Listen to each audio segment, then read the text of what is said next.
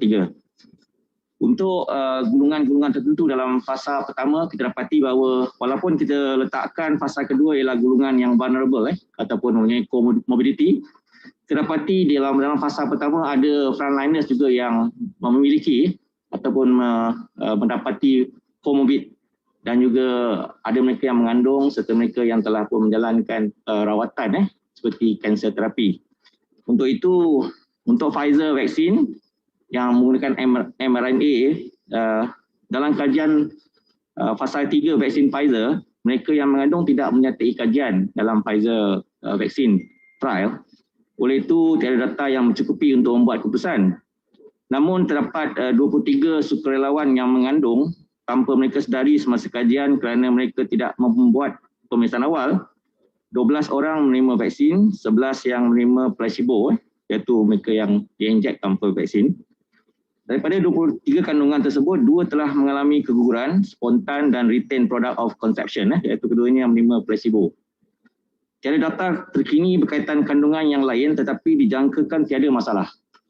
Namun orang ramai dari kalangan profesional serta kaum wanita yang mengandung dan mereka juga terdedah berisiko jangkitan COVID-19. Oleh itu, perbincangan di antara mereka dengan doktor yang merawat adalah sangat penting. Jadi pemberian vaksin COVID-19 boleh dipertimbangkan sekiranya faedah dari vaksinasi melebihi apa-apa risiko pada penerima vaksin dan janin dalam kandungan. Vaksinasi COVID-19 semasa mengandung juga boleh dipertimbangkan jika risiko pendedahan pada virus COVID-19 adalah tinggi dan sukar dielakkan. Dan di antara mereka yang mempunyai risiko tinggi jangkitan COVID-19 adalah mereka yang bertugas berdasarkan harapan. Mereka yang mempunyai penyakit kronik dan comorbidity seperti kencing manis, darah tinggi dan obesiti juga merupakan golongan rentan. Oleh itu, pemberian vaksin COVID-19 diberikan percuma juga pada mereka dan dipertimbangkan on case by case basis bagi mereka yang mengandung setelah berbincang dengan doktor mereka.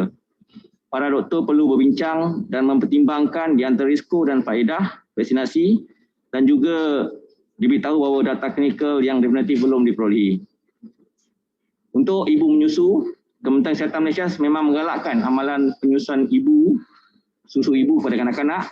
Dalam hal itu, setakat ini tiada data yang menunjukkan bahawa sekiranya vaksin disuntik pada ibu menyusu bayi akan dikeluarkan melalui susu ibu. Oleh itu, sekiranya tiada kontraindikasi pemberian vaksin kepada ibu yang sedang menyusukan bayi, maka vaksin COVID-19 boleh diberikan pada mereka.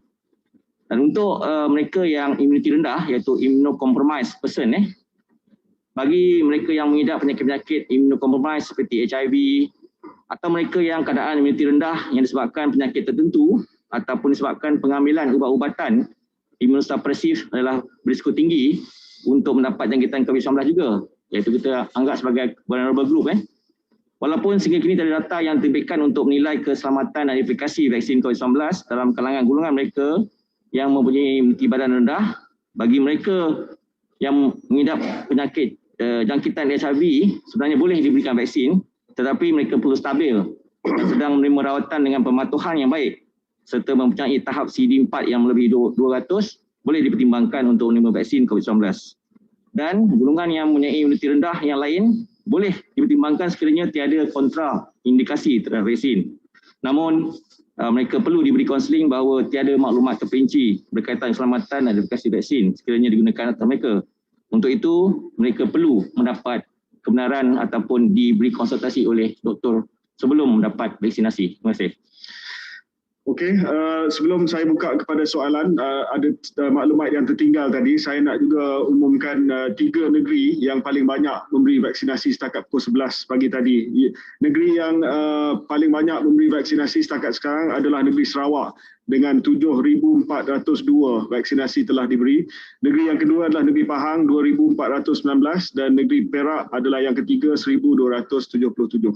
Kita akan update every day jumlah vaccination based broken down by states. Okey, ada soalan?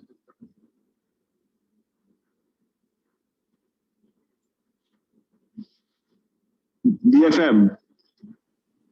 Yes, hi YB, good afternoon. I have two questions here. They're kind of long for each one, so I'm going to ask one first, then you can answer and I'll ask the second one if that's okay. The first question is, there are a number of public listed companies which have signed MOUs with vaccine suppliers, and they said that they're working to get NPRA and ministry approval for vaccine distribution and etc. They've also already announced these MOUs because of Bursa rules. So I'm just curious, and I think this deserves a bit of clarification. What is the procedure meant to be for these PLCs? Since you mentioned also that commercialization is not desired, but also you've said that it's possible that Malaysia should progress with vaccine development. So just curious, will the government be contemplating signing agreements with these PLCs, or are they allowed to get approval for their planned vaccine businesses? Yeah, so private companies who have signed MOUs with foreign vaccine manufacturers, especially those in China, that's a commercial decision for them to undertake. And of course, they're free to do so.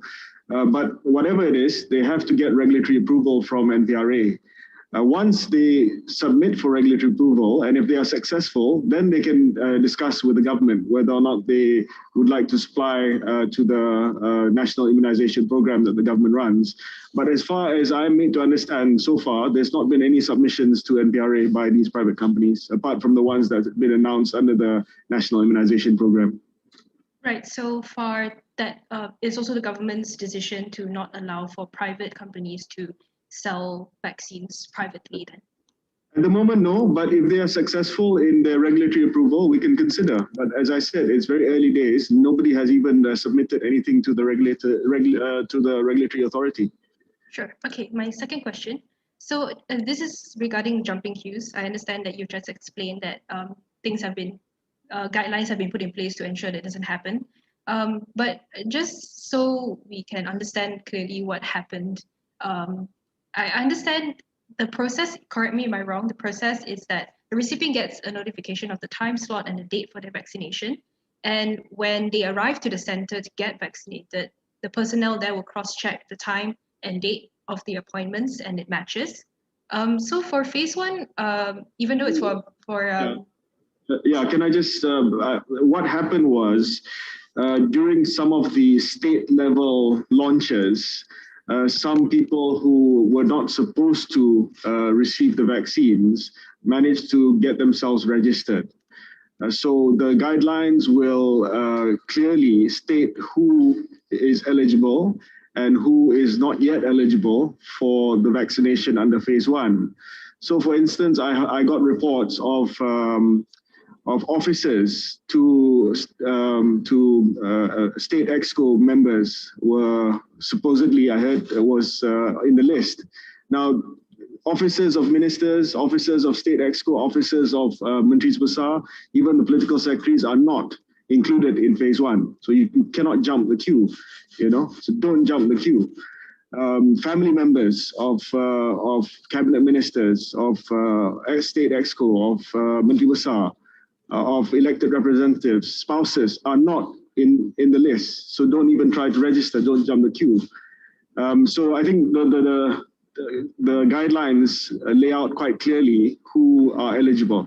There was also confusion, I think, in the last few days because many people said, why are politicians being vaccinated? But elected representatives, wakil rakyat, are part of phase one. That we've announced that earlier, and it's part of the guidelines. So this is kind of just that those who were not supposed to be registered, those who jumped the queue, they just happened to be there at the same time at the launches and kind of just weaved their way in. So it wasn't so much a flaw in the registration process? It was not a flaw in the registration process. I think there was a lack of clarity and then people just tried their luck and managed to get in. But the cases, the numbers are very small, and we've managed to ensure that all these people who are not part of the phase one are excluded from the list now. Thank you.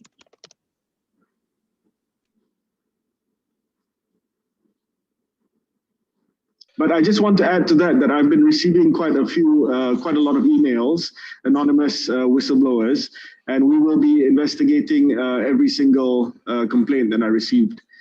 And also I want to announce that the committee just now has agreed to form a subcommittee that looks into all new requests for new categories of people who want to qualify as frontliners. So I'll give you an example. Community pharmacists have appealed to be included in the first list of the phase 1. So we've set up a committee to look at all these new applications of appeals for groups to be included as frontliners. Assalamualaikum YB. Ya. Luqman, beritahu kan. YB, saya ada soalan untuk YB KJ dan juga beberapa soalan untuk Datuk Seri Adam Baba. Untuk YB KJ dulu, saya ada 3 soalan. Yang pertama, berkenaan dengan jam queue tu, apa mekanik yang akan diterapkan oleh kerajaan untuk memastikan aspek keterusan supaya, sebab ramai yang persoalkan di sosial media berkaitan dengan jam queue ni. Soalan yang kedua berhubung dengan situasi semasa yang menyaksikan kadar take-up contohnya untuk AstraZeneca di Jerman sangat rendah, dan adakah potensi wujud situasi begini juga di Malaysia dan apa langkah seterusnya untuk tangani keadaan sedemikian daripada berlaku. Yang terakhir untuk YB KJ, tadi YB pada sebut pendaftaran untuk vaksin sangat rendah.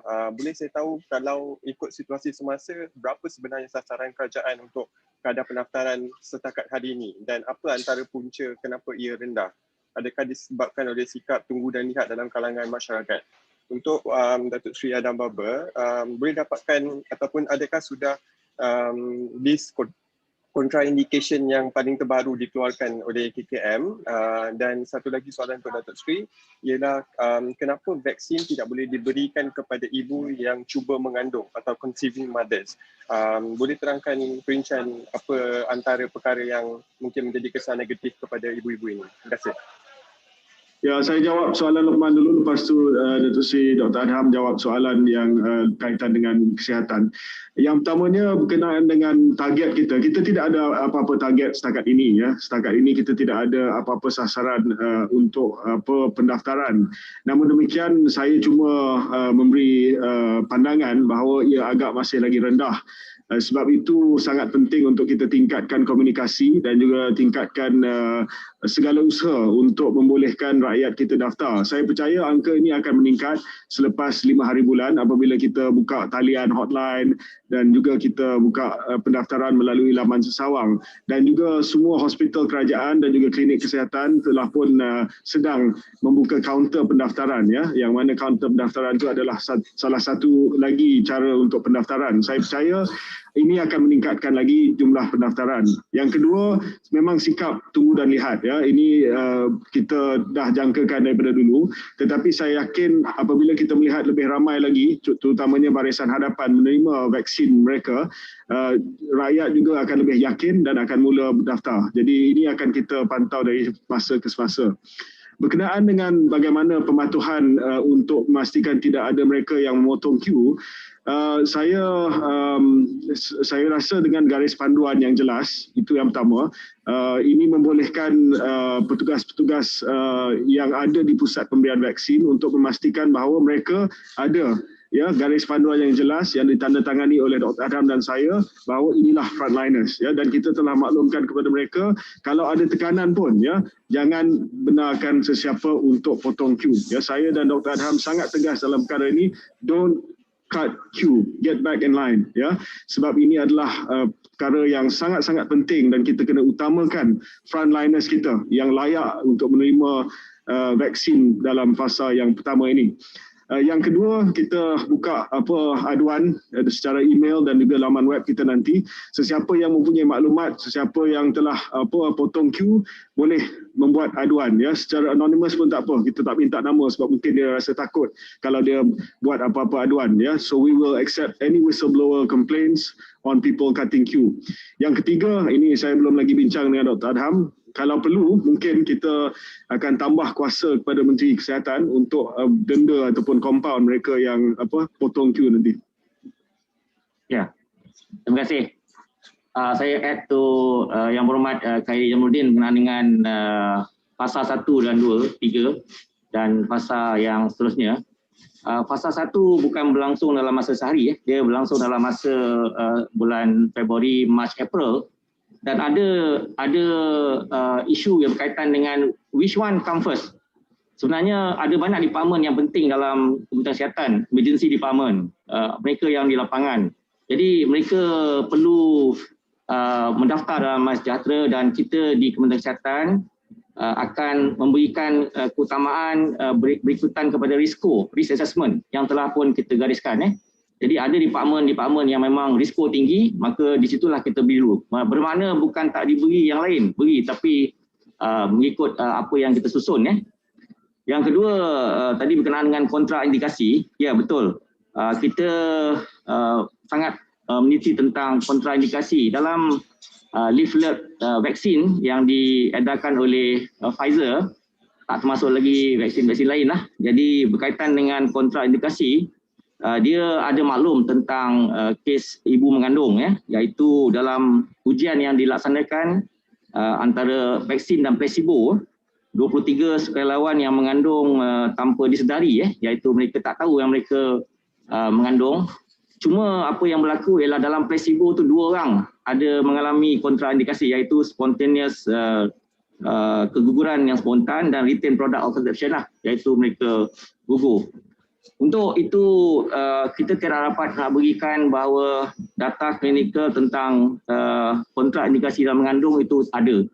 Walaupun kita di Kementerian Kesihatan telah pun membuat keputusan bahawa setiap yang ingin mendapat vaksinasi dalam fasa 1, 2 dan 3, sekiranya mereka mengandung, mereka layak untuk mendapatkan vaksin. Tetapi dengan syarat telah menghubungi pakar-pakar ataupun doktor yang merawat mereka untuk menilai risk assessment mana lebih bahaya, iaitu COVID-19 yang lebih bahaya ataupun mengandung. Dan kita juga soalan yang seterusnya ialah berkaitan dengan tidak boleh ibu yang cuba mengandung. No. Mereka yang belum tahu mengandung kita beri. Tetapi kalau mereka pastikan bahawa datang ke doktor ataupun datang ke tempat risk assessment tersebut, beritahu sebenarnya. That's why they have to come to us with a proper period mereka ataupun mereka punya jadual untuk mengandung atau tidak. Jadi kita boleh mengatakan kepada mereka bahawa we have to take the vaccine. Okay, there are 2 questions, Code Blue. Good morning. Good afternoon. I have 2 questions. First, will Malaysia allow private sector to run parallel vaccination program like Indonesia so that companies can buy vaccines for their workers? The question at the moment it's no. Yeah, we will look at that later once the national immunization program is underway. But at the moment, no. And also, there's no supply for private hospitals at the moment. Yeah, but we will consider it later. Okay, YB, I have another question. Can you please specify CITF's short-term goals with the vaccination program? Is the government looking at cutting hospitalization rate, death rate, or infection rate? Yeah, so the first outcome that we want to see is, of course, cutting down hospitalization and trying to relieve the healthcare system. That is the first outcome for any immunization program for COVID around the world, is looking at that outcome, because those are the outcomes that are available as far as clinical data is concerned. So we want to try to cut down death, cut down hospitalization, cut down the severe outcomes of COVID-19. As far as transmission, that is data that's coming in now. We have some data from countries showing that an effective immunization program using the Pfizer vaccine has cut down transmission as well. So that's the secondary outcome that we want from the vaccination program. Okay, YB, if that's the case, how vaccinating frontliners or high-risk group can reduce COVID cases? Because majority of COVID clusters are from workplaces and factories.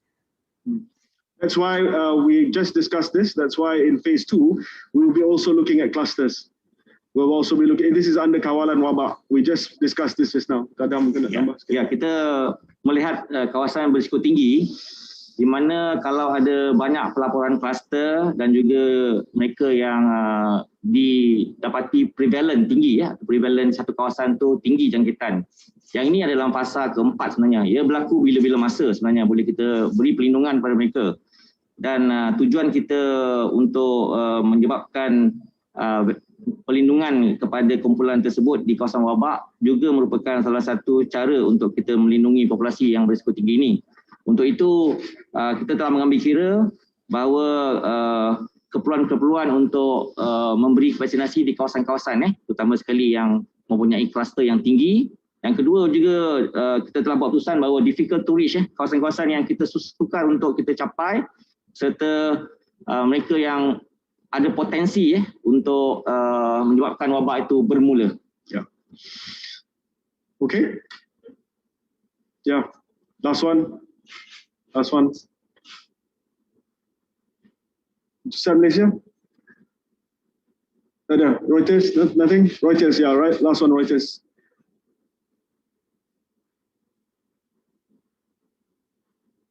Unmute. Joseph, you have a question? Hi. Yeah, sorry, I was on mute. I just wanted to check if there are any updates on the review for the Johnson & Johnson vaccine, because the US already approved it on Saturday for rollout. So wondering if Malaysia has already made any progress on that. Thanks. Yeah, we have a term sheet from Johnson & Johnson already. We're just looking at the terms now. Saya ingin tambah satu lagi. Can I proceed? Oh, sorry. Okay, tanya lagi. Okay, one more I nak advice lah. This one, walaupun kita telah pun melaksanakan plan imunisasi, saya ingin memesan daripada KKM bahawa kita terus perlu mengamalkan norma baru kehidupan lah, iaitu perkara yang dinasihati selalu physical distancing, kita perlu memakai pelitup mask ataupun pelitup hidung dan mulut iaitu mask. Kita perlu sentiasa mendapatkan kebersihan diri dan seterusnya elakkan tempat yang sesak, elakkan tempat yang ramai dan sempit, serta yang penting sekali ialah jangan sembang dekat-dekat kerana kita tak tahu di mana dan waktu bila kita akan dijangkiti sekiranya program vaksinasi ini belum selesai. Okey, terima kasih. Dr. Adham. Ya. Saya Fazrin daripada Malaysia Now. Tadi YBKJ ada cakap akan beri kuasa tambahan kepada Kementerian Kesihatan untuk mengenakan denda kepada mereka yang potong queue tu. Jadi bagaimana Kementerian Kesihatan nak take over this thing? Ya, Kementerian Kesihatan memang ada penilaian risiko yang kita selalu tekankan dalam mana-mana aspek dalam pencegahan dan kawalan. Dalam Akta 342, kita ada beberapa section tertentu yang kita boleh membawa seseorang itu ke muka pengadilan ataupun diberi denda sekiranya mereka menghalang, membantutkan usaha untuk kita mengawal dan juga mencegah COVID-19 ini. Itu for sure. Okay, thank you.